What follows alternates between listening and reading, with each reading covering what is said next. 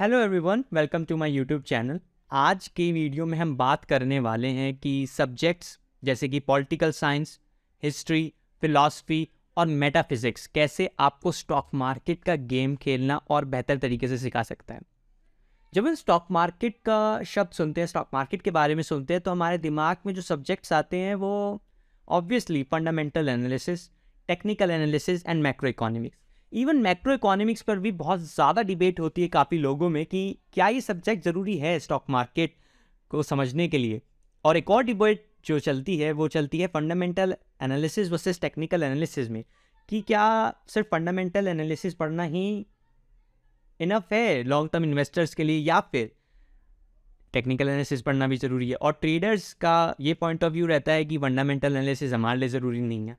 But जो smart लोग हैं वो जानते हैं कि ये तीनों ही सब्जेक्ट स्टॉक मार्केट के लिए ज़रूरी है। बट जो आज की वीडियो में मैं बात करने वाला हूँ वो है उन सब्जेक्ट्स की जिनका नाता स्टॉक मार्केट से बिल्कुल है, पर शायद कुछ कम लोग ही उनके बारे में बात करते हैं। सब्जेक्ट जैसे पॉलिटिकल साइंस, हिस्ट्री, फिलॉसफी। अब आप ये सोचेंगे कि ये सब्जेक्ट कैसे स्टॉक मार्केट में मदद करें, ये तो ह्यूमैनिटीज़ या आर्ट्स वाले बच्चे पढ़ते हैं या यूपीएससी वाले बच्चे पढ़ते हैं, तो स्टॉक मार्केट का इससे क्या लेना देना। तो उसी के आसपास ये वीडियो रहेगी और मेरी कोशिश रहेगी कि मैं आपको ये इंसाइट दे पाऊँ कि कैसे ये सब्जेक्ट बहुत ज़रूरी है। So and I hope you will like this video. So let's start it. Political science. Okay, before starting हम ये समझते हैं कि पॉलिटिकल साइंस सब्जेक्ट है क्या।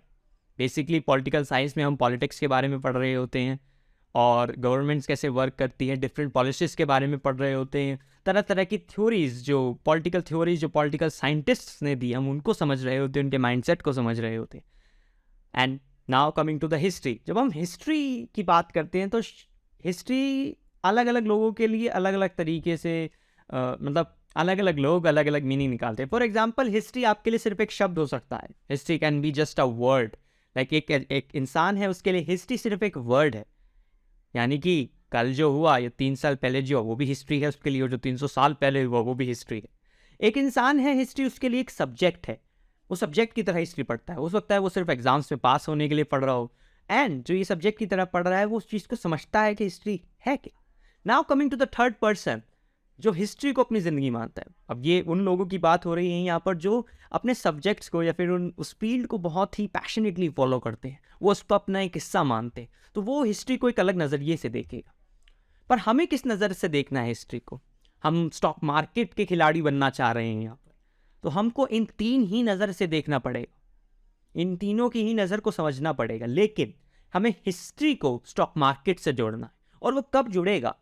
जब हिस्टोरिकल इवेंट्स को हम पढ़ेंगे जो आज से 100 साल पहले, 200 साल पहले, 300 साल पहले, 400 साल पहले, 500 साल पहले हो, जहां स्टॉक मार्केट की कोई बात नहीं हो रही। यानी कि हम उस हिस्टोरिकल इवेंट को पढ़ रहे हैं तो वहां स्टॉक मार्केट की कोई बात नहीं हो रही, वहां हिस्ट्री की बात हो रही है। हम देख रहे हैं कि हिस्टोरिकल इवेंट्स का क्या इम्पैक्ट स्टॉक मार्केट पे पड़ा, और जब वो इम्पैक्ट पड़ा तो लोगों ने किस तरीके से बिहेव करा। यहां पर मैं एक और बात जोड़ना चाहूंगा कि लोग उसी तरह से बिहेव करते हैं जो 100 साल पहले कर रहे थे। Humans emotion doesn't change, the psychology doesn't change. They evolve, they develop, technology comes, everything happen, but वो react, behave इंटरनली वैसे ही कर रहे होते। तो जब हम वो हिस्टोरिकल इवेंट्स के इम्पैक्ट को हिस्ट्री के जब इम्पैक्ट को हम समझ रहे होते तो हम लोगों को समझ रहे होते। तो कुछ ऐसा शायद कुछ नया होता ही नहीं है। जो अब हो रहा है वो हो चुका है। ये कैसे हो सकता है? हो सकता है जब हम मान लीजिए कि हम हिस्ट्री की बात करते हैं तो हिस्ट्री में ऐसे इवेंट्स रहे हैं जब टेक्नोलॉजी, एक नई टेक्नोलॉजी का इंट्रोडक्शन हुआ। For example .com, the internet, web 2.0। I know सारी जगह वेब 3.0 का शोर है, मैं आपको वेब 2.0 पर ले जाना चाहता हूँ। जब ये .com क्या है, वेब 2.0 बेसिकली अगर सिंपल वर्ड्स में बताऊँ, for example now you order a book from Amazon, that is you are in the web 2.0 world, okay, world of web 2.0। तो जब ये वर्ल्ड नया था वेब 2.0 का, जब लोग इंटरनेट से शॉपिंग करने में कतराते थे, जब इंटरनेट नया था, तब .com एक नई टेक्नोलॉजी थी। तो उसको लेकर के काफ़ी लोगों ने अलग अलग तरीके से बिहेव करा, स्टॉक मार्केट ने अलग तरीके से बिहेव करा। इवन काफ़ी ऐसे बिजनेसेस थे जिन्होंने सिर्फ अपने वेबसाइट पर साइड में .com लिखवा दिया था, क्योंकि जहाँ उस समय ऐसे हुआ था कि जहाँ .com है वहाँ पर लोगों ने बहुत आसानी से इन्वेस्ट कर दिया था। अगर कोई मैं इन्वेस्ट किसी कंपनी में करना चाहता हूँ और सपोज करिए मैं .com वाले फेज़ में हूँ, ओके, सो अगर वहाँ .com लिखा है, सो मैं बस इन्वेस्ट कर रहा हूँ कि हाँ .com है। इसका क्या इम्पैक्ट पड़ा? काफ़ी कंपनीज गिरी, ख़त्म हुई, काफ़ी कंपनीज ने बहुत पैसा बनाया जिनको हम आज भी जानते हैं, और उसके ही रहते स्टॉक मार्केट ने अलग तरीके से इम्पैक्ट करा, डिफरेंट लोगों ने डिफरेंट तरीके से एक्ट करा। तो जब हम इन चीज़ों को पढ़ते हैं तब हम समझते हैं कि स्टॉक मार्केट कैसे बिहेव करता है और कैसे ये इवेंट ने स्टॉक मार्केट पर इम्पैक्ट करा, ओके। एंड ये तो अभी की बात है, मान लीजिए 90s की बात है, उसको और पीछे ले जाते हैं हम 80s, ओके, 70s, हम बहुत सारे इवेंट्स हैं जहाँ पर हम लोगों को समझ पाते हैं। तो इस तरीके से हमको हिस्ट्री को पढ़ना है, इस तरीके से हमको हिस्ट्री समझनी है। Now coming to the political science, कि पॉलिटिकल साइंस कैसे समझनी है। अब पॉलिटिकल साइंस में भी काफ़ी लोग हो सकते हैं। मैं आपको एक छोटी सी स्टोरी शेयर करता हूँ अपने स्कूल की। मैं ह्यूमैनिटीज़ का स्टूडेंट रहा हूँ 11th और 12th में। ह्यूमैनिटीज़ यानी आर्ट्स, जहाँ पे हम यही सब्जेक्ट्स पढ़ रहे होते हैं, political science, history, philosophy, psychology. और वहाँ पर हमारी टीचर, पॉलिटिकल साइंस की जो हमारी टीचर थी, उन्होंने एक बात कही कि जो न्यूज़पेपर पढ़ते हैं उसका मतलब ये नहीं कि वो पॉलिटिक्स समझते हैं, और जो चलो कह लेंगे पॉलिटिक्स समझते हैं उसका मतलब ये नहीं कि वो पॉलिटिकल साइंस समझते हैं, because it's a science and politics is not political science. You understand politics when you read political science. So जो सिर्फ अखबार पढ़ रहे हैं और समझते हैं कि यार मुझे पता है ये सरकार कैसे चलती है, मोदी क्या कर रहा है, ये फलाना नेता क्या कर रहा है, सो जस्ट होल्ड ऑन, उसको थोड़ा थमा है, उस आवाज़ को, जो आवाज़ अंदर से आ रही है ना कि मेरे को पता है, उसको थोड़ा सा रोकिए और समझिए कि पॉलिटिकल साइंस कैसे काम करता है। और चलिए ये जो मोदी और ये सब वाली बातें हैं, हम जो गवर्नमेंट वाली चीज़ें, एक जो सुबह सुबह जो अंकल नहीं होते, वो सुबह सुबह बैठ जाते हैं और तरह तरह की गवर्नमेंट पे बातें करते हैं। और अगर हम स्टॉक मार्केट के खिलाड़ी हैं या स्टॉक मार्केट में कुछ करना चाहते हैं, तो शायद हम उनमें से नहीं है जो इस तरीके से डिस्कशन कर रहे होंगे, और अगर आप करते हैं तो शायद नहीं करनी चाहिए। एक हेल्दी डिस्कशन हमेशा होनी चाहिए। तो वो पॉलिटिकल साइंस नहीं है, पहले ये समझ लेते हैं। अब पॉलिटिकल थ्योरीज पे जाना है क्या, पॉलिटिकल इवेंट्स पे जाना है क्या, हमें जाना पड़ेगा ये समझने के लिए क्या क्या ऐसे इवेंट्स रहे, पॉलिटिकल इवेंट, जिनका इम्पैक्ट स्टॉक मार्केट पे पड़ा, स्टॉक मार्केट से लोगों पे पड़ा। मैं हमेशा लोगों को जोड़ रहा हूँ स्टॉक मार्केट के बाद, उसका भी एक रीज़न है जो मैं थोड़ी ही देर में बताऊंगा। सो जैसे कि there is a political event, cold war. हमको कोल्ड वॉर पता है, अगर if you don't know what is cold war, so मैं बहुत जल्दी समझाऊंगा कि कोल्ड वॉर यानी जब यूएसएसआर और यूएसए इनके बीच एक वॉर वो वाला नहीं नहीं, वैसा वॉर नहीं, सिर्फ एक आइडियोलॉजिकल वॉर, कि वहाँ से वो कुछ बोल रहे हैं, यहाँ से ये कुछ बोल रहे हैं, यहाँ से ये कुछ, ये एक आइडियोलॉजिकल वॉर है। यहाँ पे कुछ बंदूक या फिर तोपें नहीं चल रही, दिस इज आइडियोलॉजिकल वॉर। तो कोल्ड वॉर का इम्पैक्ट क्या पड़ा था। अब जो वो पॉलिटिकल साइंस वाला स्टूडेंट है जो मैं रहा हूँ और जो मैं हूँ, मैं सिर्फ पॉलिटिकल साइंस समझूंगा कि अच्छा कोल्ड वॉर ये है, एंड यूएसए ने ऐसे रिएक्ट करा, यूएसएसआर ने ऐसे रिएक्ट करा। अब सपोज करिए एक यहाँ पर है फाइनेंस का स्टूडेंट, एक इकोनॉमिक्स का student, let's say finance economics से हम और थोड़ा अंदर आ जाते हैं, स्टॉक मार्केट का स्टूडेंट, स्टॉक मार्केट में कुछ करना चाहता है, पैसा बनाना चाहता है, तो ये वो क्या पढ़ रहा है कि स्टॉक मार्केट पे क्या, ये स्टॉक मार्केट कैसे बिहेव कर रहा है, बट वो ये नहीं समझ पा रहा कि ऐसा बिहेव क्यों कर रहा है।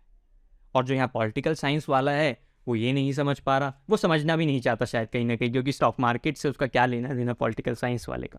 और यहाँ पर स्टॉक मार्केट वाला सोचता है मेरा पॉलिटिकल साइंस से क्या लेना देना, जो शायद आप भी सोचते हैं और एक समय पर मैं भी सोचता था। सो जब कोल्ड वॉर हुआ तो हम पॉलिटिकल साइंस की तरफ कोल्ड वॉर के इशू को पढ़ेंगे, उसको समझेंगे, और कोल्ड वॉर का क्या इम्पैक्ट स्टॉक मार्केट पे पड़ा हम उसको समझेंगे।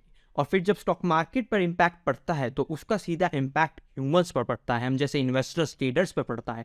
और अलग अलग तरह के ह्यूमंस होते हैं, अलग अलग तरह के लोग होते हैं, उनके अलग अलग इमोशंस होते हैं, और वह अलग अलग तरह से ही उस इमोशंस के अगेंस्ट रिएक्ट करते हैं। हमको ये पूरी साइकिल समझनी कि वो लोग कैसे रिएक्ट कर रहे हैं, तरह तरह के बड़े इन्वेस्टर्स ने क्या करा उस समय, ट्रेडर्स ने क्या करा, और इसको समझने के लिए हमें पूरा इसमें घुसना पड़ेगा।